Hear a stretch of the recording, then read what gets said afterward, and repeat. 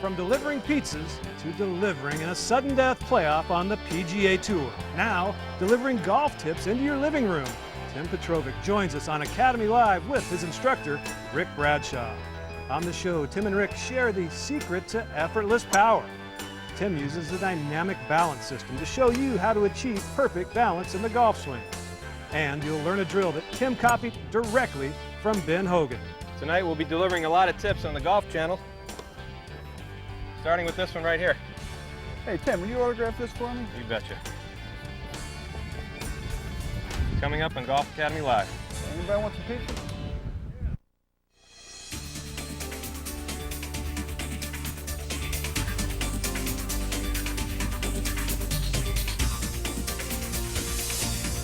The Golf Channel and the PGA of America present Academy Live.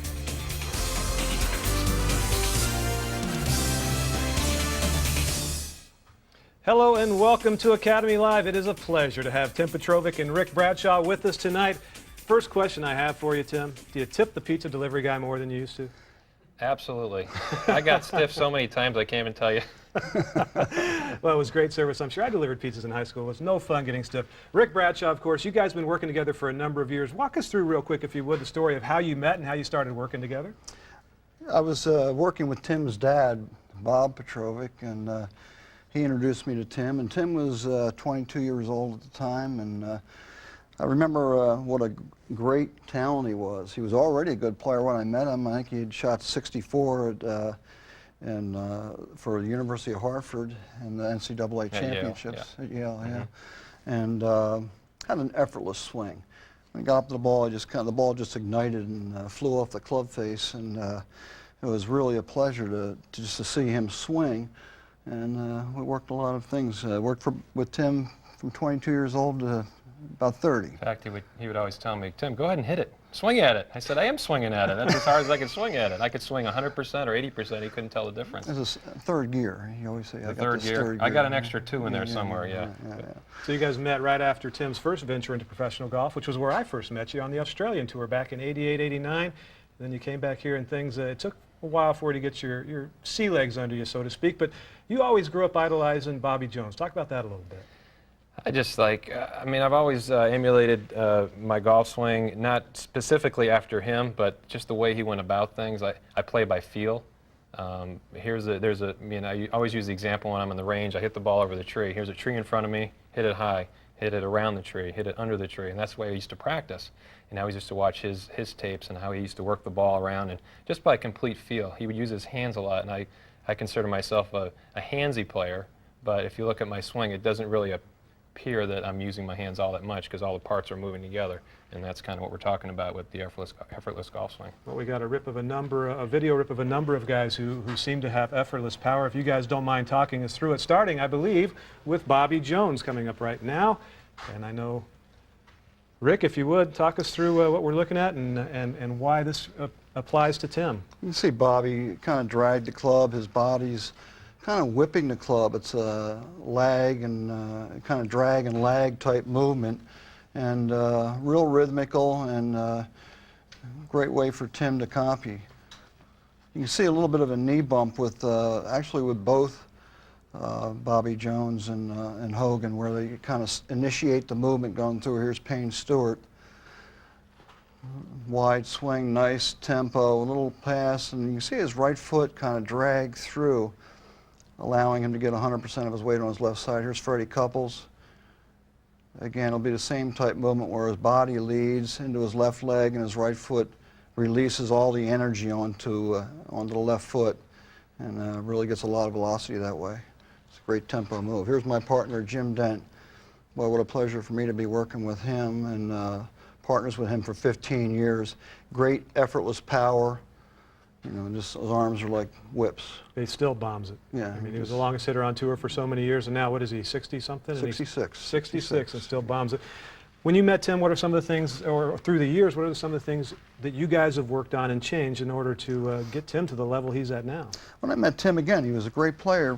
When I met him, I thought his swing was a little long, but first we wanted to talk about his hands. And believe me, Tim says he's a handsy player, but Tim has lightning quick hands. And when I mean lightning quick, lightening, meaning light as a feather, could really feel the club head, very, very soft hands. So we talked about Ernest Jones, who was an old teaching professional, taught with a handkerchief and a penknife, and he would swing it back and forth, and we would kind of do a little, movement just to feel the way of the club head swing naturally, and keep in touch with the feeling of the club head, just kind of letting it swing back and forth, feeling that weight, so his hands wouldn't grab and stab and be tight. And that was real important. Tim latched on that because he really was doing it already, but he got in tune with that. We needed to work on Tim's grip. When I met Tim, I don't remember, it was a long time ago, you had a grip over here and a right hand underneath here. Yeah. So, I told that the Robin Hood Friar Tuck. Robin Hood Friar Tuck. So why is that? Well, we wanted the left hand. Well, my right hand used to be, I used to get my right hand. I wasn't quite as strong as I am now, and I used to get my right hand underneath just to help me square the club head, and he called this the Friar Tuck version. Well, this guy's Friar Tuck. He holds the staff, and then this guy pulls the arrow. Right. But I got my right hand up on top a little bit, more of a Robin Hood. Yeah. He calls it the Robin Hood. And that stuck with you. It got you neutral. Yeah. Exactly. You have a great grip now. And then I guess third, we talked a lot about connection, and one of my teaching idols is Percy Boomer. He was recently ranked the #1 teacher of top 10 gurus of all time. He was ranked #1 as recently as May 2006 in Golf Illustrated, Sports Illustrated magazine. And he was the forefather of connection. And Tim's swing was a little long at the top of the backswing, so we wanted to try to shorten it up a little bit at that time. And he's got it nice and compact and pulled taut. The last thing I wanted to do with Tim, who was so relaxed and smooth, was to get undue tension into such a beautiful talent. So I wanted to try to get his swing to be taut like a ski rope with a speedboat pulling a skier, taut, not tight. Right. Not like a boa constrictor trying to wrap around you and get its prey. So we worked on connection drills and trying to keep everything kind of working short and feeling the club head pull like a centrifugal pull out, so it would stay taut throughout the swing motion, not a lifting type movement. Right. Take a couple swings in the. There you go. I'm shagging balls. I'll take shagging balls. Show you guys how you swing. Yeah, I used to be really long and drop the club kind of like this and get my left elbow bent a lot, but I'm a little stronger now. Rick was trying to teach me just to keep that just a little, not tense and tight, just a little taut, like like the rope he was talking about, so I could come through, and get through the ball with effort.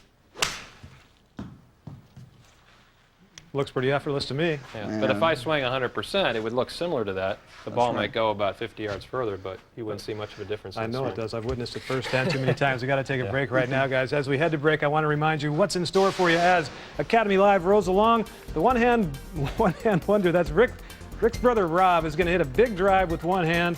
Slow gun. Learn a drill that Tim copied from Ben Hogan, and then the Mad Boomer. You heard Rick cite Percy Boomer, how the teachings of Percy Boomer can help you. All that ahead tonight on Academy Live.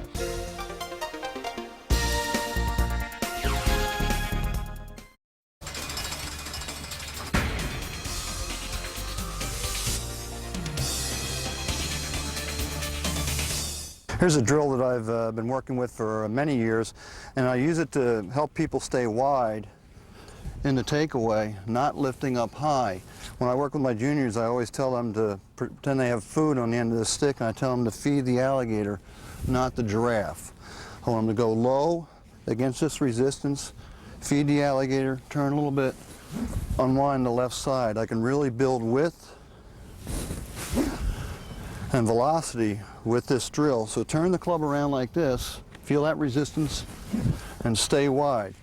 I can actually hit it pretty well one-handed doing that. About 6 years ago I hit it 323 yards doing this one-handed. Let's see if I can do it.